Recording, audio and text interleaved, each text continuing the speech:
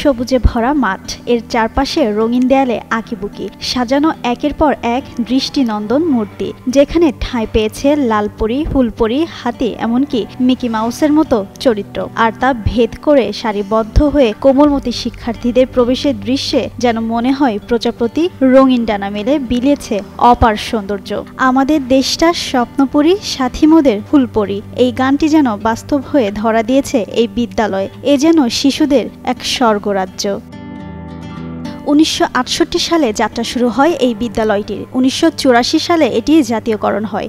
বর্তমানে 54% জমিতে গড়ে উঠেছে শিশু বান্ধব শিক্ষাঙ্গন। রয়েছে ফুলের বাগান, মিনারাজু পার্ক, সততা স্টোর, সাপ্লাই স্কয়ার, ছাদ বাগান সহ নানা আয়োজন। আর কোমলমতি শিশুরাও এখানে আনন্দের সাথে করে লেখাপড়া। তারা জানায় বিদ্যালয়ে এসে আনন্দ পায় বিদ্যালয়টি পার্কের মতো। ভালো লাগে স্কুলে, আমি অনেক কিছু শিখছি। আমার বাবা মা আমাকে বলছে, স্যারও বলছে যে এই স্কুলটা অনেক সুন্দর। এই স্কুল সেকেন্ড হয়েছে, স্কুলটা অনেক ভালো যে স্কুলে পড়ালেখাও ভালো, ছাত্রীও ভালো, অনেক আদর্শ, অনেক ভালো নিজেকে মনে হয়। বিদ্যালয়ের শিক্ষকেরা বলেন, শিক্ষার্থীদের জন্য একটি শিশু স্বর্গ তৈরির চেষ্টা করছেন তারা। 2016 সালে প্রথম সততা স্টোর চালু করেন। শিক্ষার্থীদের ঝরে পড়ার হারও এখন শূন্য। এ বিদ্যালয় বাংলাদেশের শ্রেষ্ঠ ক্যাটাগরির মধ্যে স্থান করে নিয়েছে। আমাদের প্রধান শিক্ষক আসার পরে আস্তে আস্তে উনি স্কুলটা ভালো করার চেষ্টা করছেন। তো ওনার পরিশ্রমে স্কুলটা এখন কোন পর্যায়ে আছে আপনারা তো জানেনই।